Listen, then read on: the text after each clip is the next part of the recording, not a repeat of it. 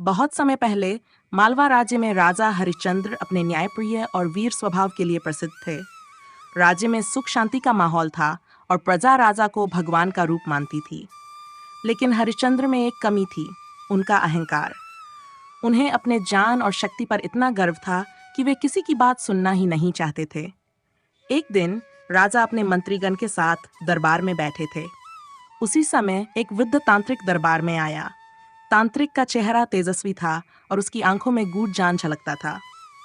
तांत्रिक: महाराज, मैं एक विनम्र याचक हूँ। आपकी प्रजा मुझे कह रही थी कि आप दानवीर और न्यायप्रिय हैं।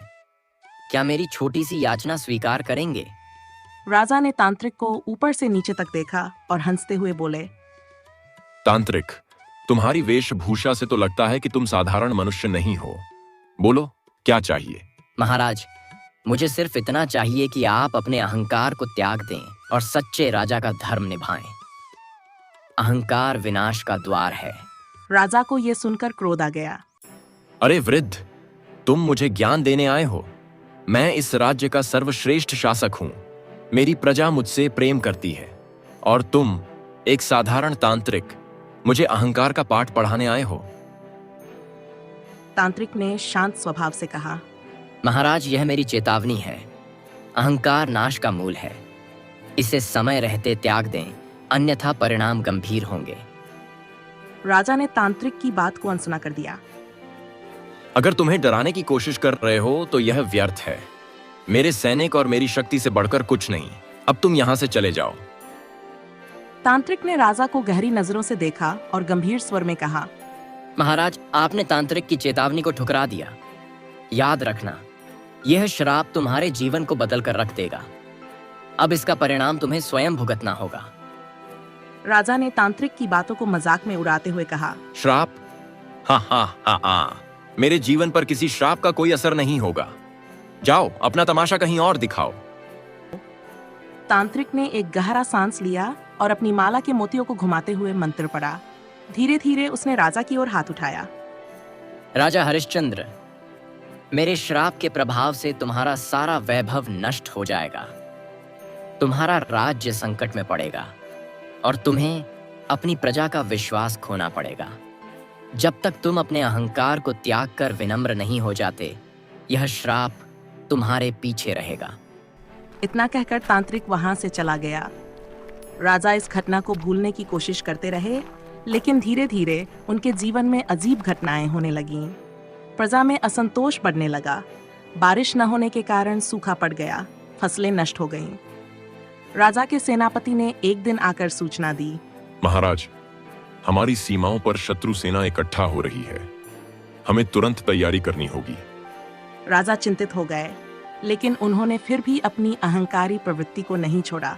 मेरे पास सबसे शक्तिशाली सेना है। मुझे किसी श्राप या शत्रु से डर नहीं। तैयारियां करो, मैं स्वयं युद्ध में जाऊंगा। लेकिन राजा को यह एहसास नहीं था कि तांत्रिक का श्राप उनका पीछा कर रहा था। राजा हरिश्चंद्र ने तांत्रिक की चेतावनी को मजाक में उड़ा दिया था, लेकिन तांत्रिक का श्राप अब धीरे धीरे अपना असर दिखा रहा था। दरबार में अशांति। एक दिन दरबार में राजा के मंत्रीगण आपस में बहस कर रहे थे। महाराज, प्रजा असंतुष्ट हो रही है। खेतों में सूखा पड़ रहा है, व्यापार ठप्प हो चुका है, हर तरफ त्राही त्राही मची है और अब पड़ोसी राज्य के राजा ने हमारे ऊपर हमला करने की तैयारी कर ली है। हमें तुरंत समाधान करना होगा। राजा ने दोनों की बातें सुनी और गुस्से में बोले, यह सब बेकार की बातें हैं। मेरे राज्य की शक्ति पर संदेह करना बंद करो। मैं सब संभाल लूंगा। मंत्रियों ने राजा को समझाने की कोशिश की, लेकिन कोई फायदा नहीं हुआ। अजीब घटनाओं की शुरुआत उस राजा अपने महल के भीतर आराम कर रहे थे।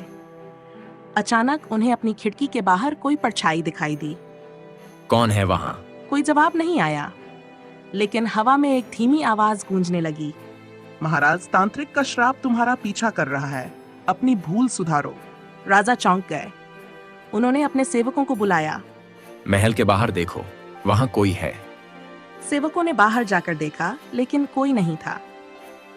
महाराज, वहाँ कुछ भी नहीं है। शायद यह आपका भ्रम था। लेकिन राजा को यकीन था कि उन्होंने कुछ सुना था। प्रजा का विद्रोह। कुछ ही दिनों बाद राज्य में स्थिति और खराब हो गई। प्रजा ने राजमहल के बाहर विरोध प्रदर्शन करना शुरू कर दिया।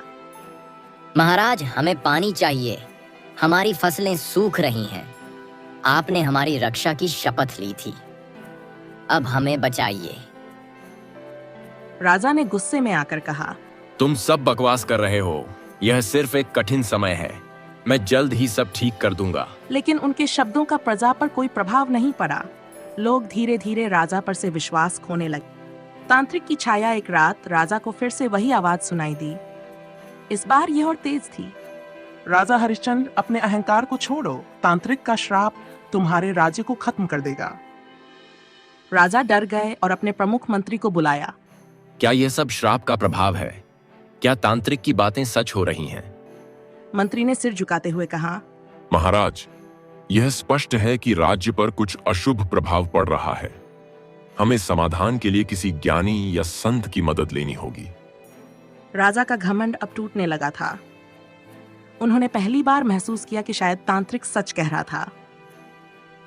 समाधान की खोज राजा ने अपने सेनापति और मंत्रियों को आदेश दिया कि वे तुरंत तांत्रिक को ढूंढ कर लाएं।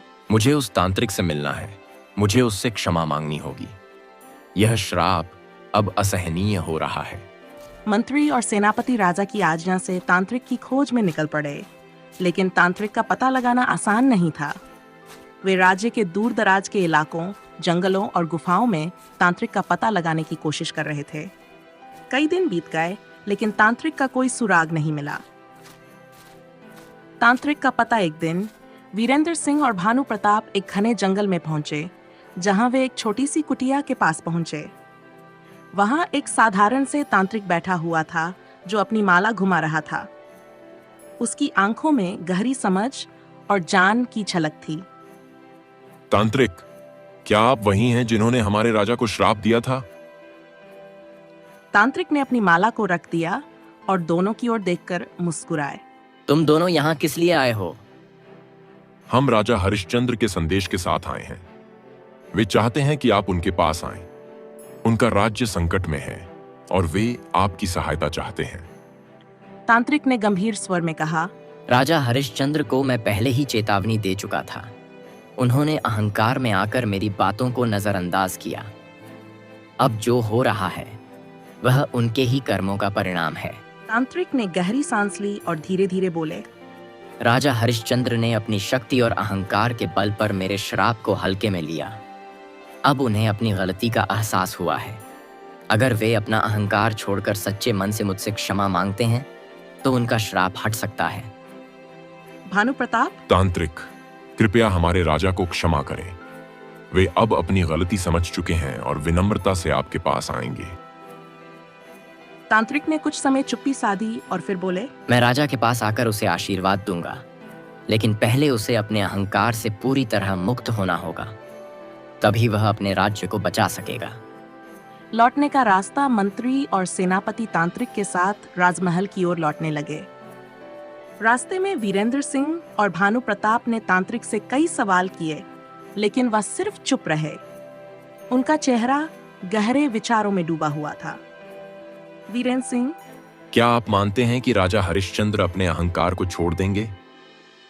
तांत्रिक, राजा का अहंकार बड़ा है, लेकिन जो व्यक्ति अपने भीतर के सत्य को पहचान लेता है वही असली राजा होता है।